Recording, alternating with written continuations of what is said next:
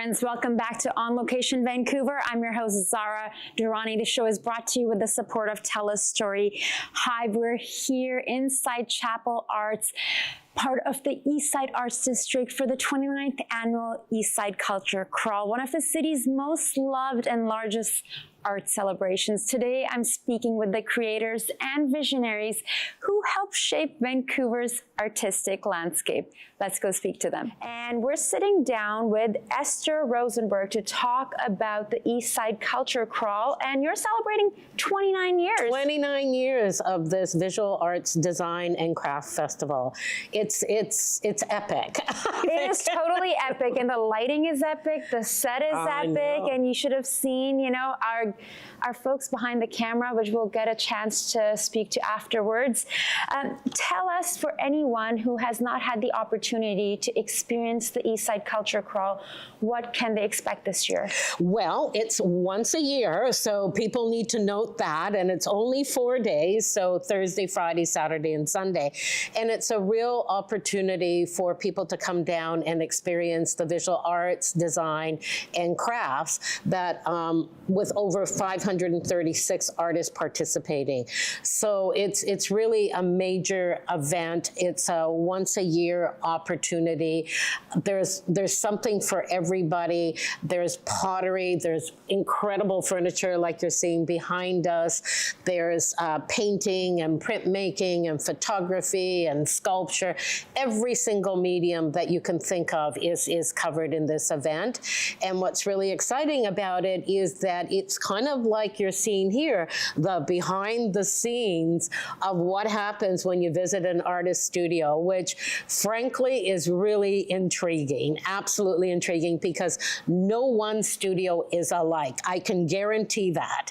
And what inspires one artist is not what inspires another artist. And so just entering into that world in and of itself is intriguing. And then the art is kind of like the incredible icing on the cake. And you get to have the one-on-one with them and speak to them if they're available. So the festival brings together over 500 artists, opening their studios to share their craft stories and the power of art.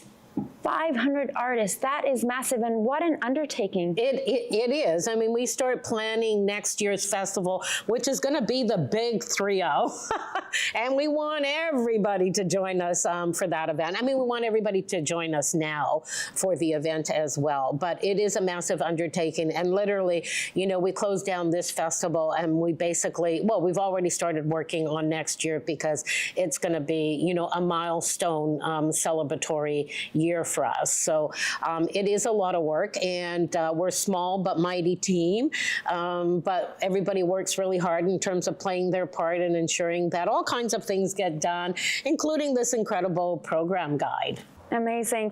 You've been part of the community for so long. How have you seen Eastside Culture Crawl grow over the years? Well, it's grown from, I'm one of the founders at the very beginning. That really dates me, I know.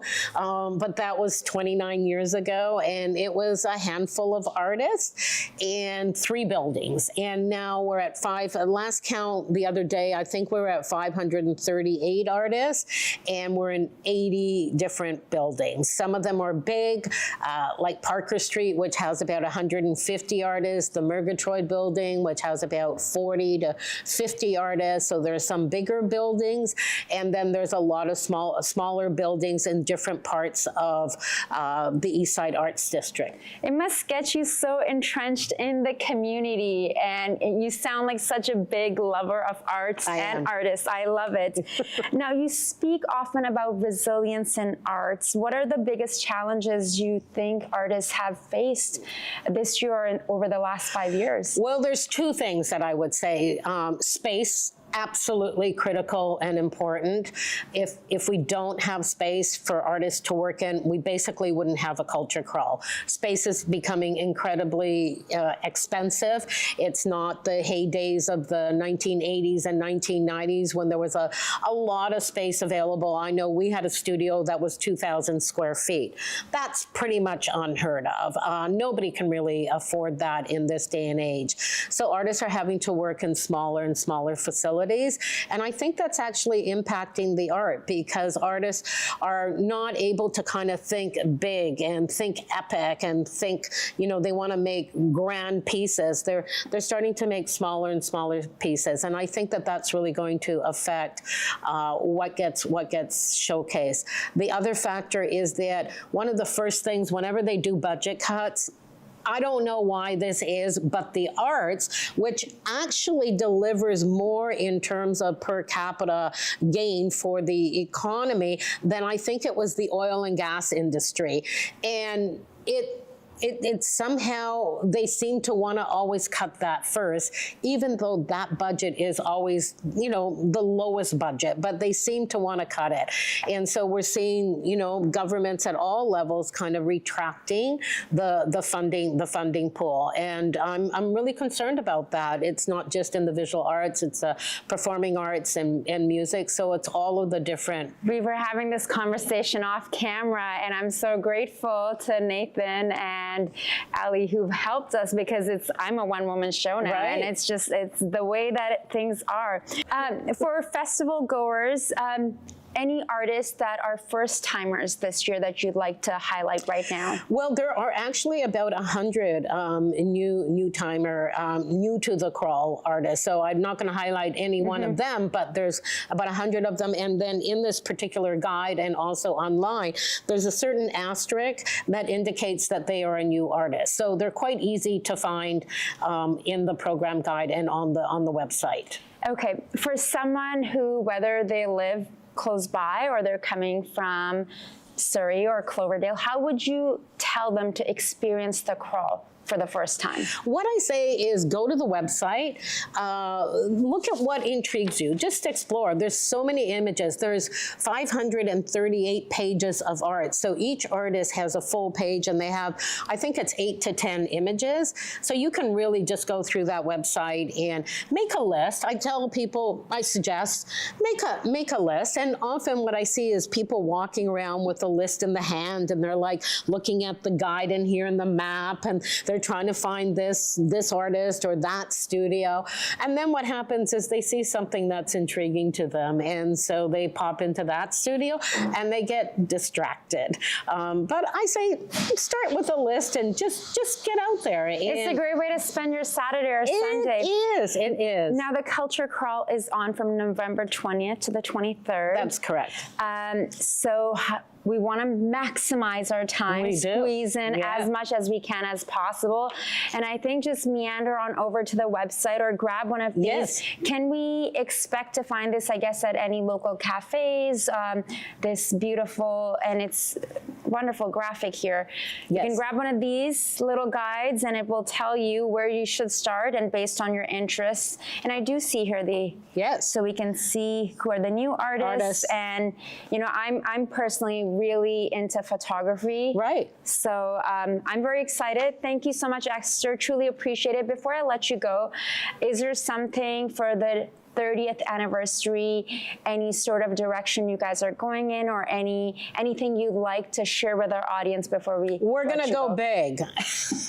That's all I can say. We really want to celebrate the fact that, throughout the 29 years, we've had about 1,800 artists circulate through that. And we really want to showcase what the breadth of those 29 years was like, the various artists who have participated in the past and the artists who are currently participating. We have, I'm not going to let the cat out of the bag, but we have this incredible venue where we're going to be able to showcase probably about 250 to 300 artists. So it's a secret spot at the moment, but it's going to be able to accommodate a massive preview exhibit before the artists open up their studios next year. Brilliant.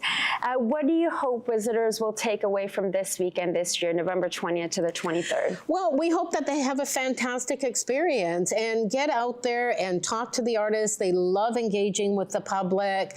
If you have some disposable income, great. If you take a piece home or two and put that up on your wall or on your table or whatever it is, and just really enjoy it and appreciate it, because a lot of the the art that I have secured, because every time I go out, every crawl, I end up with several pieces. I can't help myself, and I always say, no, no, no, stop, stop, stop, and it doesn't work. But at the end of the day, my home is full of art, and every day I wake up and I just see all of these wonderful creations. So surrounded by beauty and art. Love it. Well, thank you so much, Esther Rausenberg, for joining us today.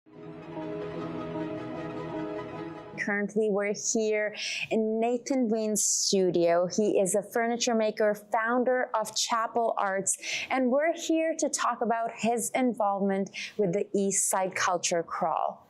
Thank you so much for welcoming us and for this wonderful set you've created. Nathan, how long have you been in this space here? This space I've been in since 2004, so 22 years is coming up. Incredible. Yeah. I was in Yaletown previously and was always envious of the Culture Crawl's map because I couldn't participate. And I used to attend the crawl.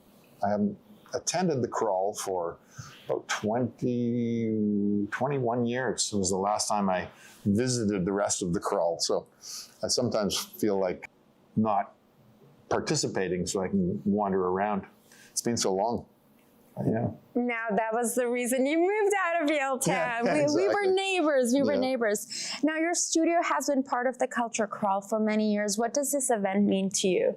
It's just it's a really nice opportunity to just welcome people into the studio space and share what we do and our processes. And it's a nice thing, and it brings in people that we would never otherwise connect with. And it's a big community, and being a part of it is an important part of it. We look forward to it every year. Tell us a bit about your work. Your pieces, they blend traditional craftsmanship with modern design. Yeah, we do my career spans much beyond what we're currently doing, and we've done a vast amount of projects, from big public art and packaging art and TV and movies and clubs and all sorts of things. But you mean like working on shows or creating pieces for shows? Both. Okay. Both, yeah. Okay. We used to being downtown, we handled the Vicky Gabbro show and the breakfast set and the newsroom for Vancouver Television years ago. And it was all kind of kooky one-off work. And the work just sort of keeps shifting, but there's always been a passion to do spec-built and commissioned fine furniture. And we do a lot of big commercial jobs, and we do specialty items for a lot of big developers. We have a big thing we just finished for Oak Ridge. It's a very big oak item, which we haven't been able to share with the community because they want it to be unveiled. That. So we have a very, very big piece a big body of work that went into Oak Ridge Mall. And we've done things like the bicycle carousel that spins in front of the Fairmont Hotel in the water, designed and built that. We did amazing. You're in Yaletown, so the benches, with their chapel spires, I call them, the steel that's kind of pointy. Where exactly? In front of Lisa. They're scattered around. They're sort of brutalist, modern, rusty metal that comes up to a point.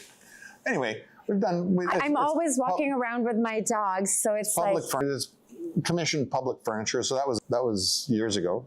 That was a design build competition. So there was architects and artists and different people competed or made presentations, and then they chose me. So that was nice. Amazing. And to have your work in front of the Fairmont, that's quite an accomplishment. Big variety of work, and most of our work is commissioned, and we spec build, so we have available here all the time. When work slows down, we get busy and we just make things. We've never really focused on a line or doing the same thing. I think I get bored. And I'm always looking for something new to do. But we are trying to do a little bit of some items that will be, priceable and marketable, which we've never really done, because mostly people, you can buy things anywhere, but if you can't find what you want or it doesn't fit, you need to find a maker and have it commissioned, or if you want that connection. And it's a nice experience. Some people are very experienced at commissioning work, and it's an experience for those who aren't. And it's a nice journey. can be complicated sometimes, but we do fancy dining tables, a lot of those, and do a lot of fancy hospitality. We do private dining rooms and steakhouses and big bar tops. So we do feature pieces with custom work. Yeah, we're not doing the millwork. Yeah. We're doing oddities that the big shops don't generally do. And then we the camera can't see it, but if you're looking around the studio, currently there's a big collection of very special wood out of California. So we have some really special material here. How many folks are working with you? This month is 5. The last year has been 5, 6. In the past, we were doing bigger commercial jobs and we're trying to do fine furniture. So we're usually 5 or 6. We've had maybe 12 in here. And we don't just do our own work. There's a ton of really fabulous studio furniture makers that are on the crawl and outside of the crawl boundaries. And I'm kind of blessed with a lot of real estate here and a lot of big machines that others don't have. So we don't share the studio with others in the normal sense. What we do is we do partial processing. So we help with our CNC machines and with our industrial sanders. We help people who make very similar work to ours realize their work on a more cost-effective basis. So we really enjoy working with our peers. So we have a network of people, many of which are on the crawl, that come here on a regular basis, and we run their work through our machines to help them out. So you have this space here as well as across the street, right? Yeah, or is that across the street has been in limbo for some time due to politics, and my own shortcomings, I got to say too, because I sort of dreamt something up and then COVID hit and then we paused and we haven't been able to get it going in the small version or the large version. But there's some crazy business going on there. It's been going on some time. How would you describe your own artistic philosophy? I'm a process-based creator. I'm mostly inspired by people's needs. People want something, they're looking for something, and you're commissioned. So then you're engaged with a need. And I've always had to pay a lot of bills, so I was always worried about that. It's hard to be free and completely creative with the pressure of running the business and to do those spec-built pieces, but I really enjoy that time. It's just not something that you can maintain on a constant level. You know, some artists work waiting tables and then they have their passion time, and I'm waiting tables here all day. So we have to hustle pretty hard, but we bring I have a nice team. My family works with, my son's been here for years, and we have a nice small team, and we're all a little nucleus, and everybody's part of the creation process. Are your materials locally harvested? Much of it is, or has been, other than I just mentioned, we have a lot from California, but it's kind of a matchmaking situation where people have a need. And so we're inspired by needs, and we facilitate possibilities based on they come in to commission a piece, and then we have to look at our inventory and other inventory that's available to us to try and find the right piece of wood for that. That's 6 inches too short, or, there's all sorts of it's not easy to make that perfect match. So it strangely requires a large volume of available material to keep things moving along. It's a lot easier to work with wood from a lumberyard or from like a hardwood dealer and to create product out of those things. But most of our material for the past couple decades at least has been urban and rural hardwoods. So we don't focus too much on softwoods, which are common to British Columbia. But I have a small crane truck, 1958 Chevy. It's an old fire truck with a crane on it. And for years I would go and the city cuts down 750 cherry trees or some crazy number per year. They plant about 1,000 of them, but those logs hit the ground, and I'm saying this on TV, I would go and snitch them with my crane truck, and I would slab them and dry them, and I would wait 3 years plus. You can't use the wood, it has to dry. So the local harvest requires patience, and you have to build that inventory. I used to I'm still doing it, getting wood 5 years in advance of the work. So it's a big investment, but it's better than the stock market. And I guess storing it as well. We'll film that afterwards. That looks super cool. Yeah, that is a maple burl over there. There's a walnut burl from California, and there's some really precious pieces. And the journey is people come in and go, what is it going to be? They may not be able to perceive the finished product. And so there's a bit of a journey. So we try to help people along with their choices, and we just make recommendations and try to match the most appropriate material color-wise and price-wise and size. All of these things are considerations. And then I enjoy not having customers as well. That's when you don't have a customer, then you have to just create. And so even like this little stool. Yeah, it's beautiful. That is something that is not for a customer. And these tables were created not for customers. Like it wasn't a commission. For love. Yeah, for love. Yeah. And sometimes you wish you could just create what you want and that would all just perpetually sell. But the market seems to have commissions involved in most of the work. And that's a good thing. Good. What's one piece right now that really represents your practice at the moment? Well, we've been doing so much live edge work and trying to find the right piece, working with ambiguous pieces to create nice pieces can be really difficult and challenging. And getting people to jump on board with that is challenging. We've been playing for a while now. We call them swells. So these things are all sculpted on the bottoms. And so I'm enjoying making more modern things. And it just, if it's the same, you just dry up. So it's a big mix. We enjoy the big organic, sort of brutalist live pieces and the more refined pieces. And if I just did refined pieces, then I'd want to go back to the other. So it's nice to just toss it around and have a variety. Coming back to the Culture Crawl, obviously your studio is part of it, but do you get an opportunity to go say hello to neighbors or go check out some new artists? Well, yeah, I'm going to have to not be on the crawl maybe one day, and then I can go visit everyone. But we've done it pretty much, I think, every year for 21 or 22 years. I'd have to check how many, but I haven't done that.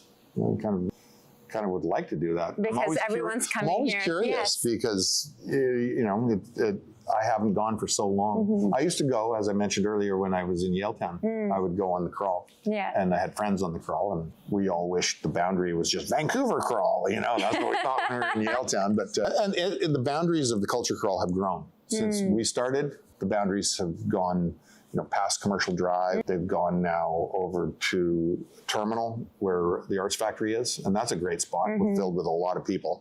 This is a bit of an anomaly. This place is in that it's quite large, with not that many people in it. But it has to do with it's needed and important to be able to have a place to process large pieces.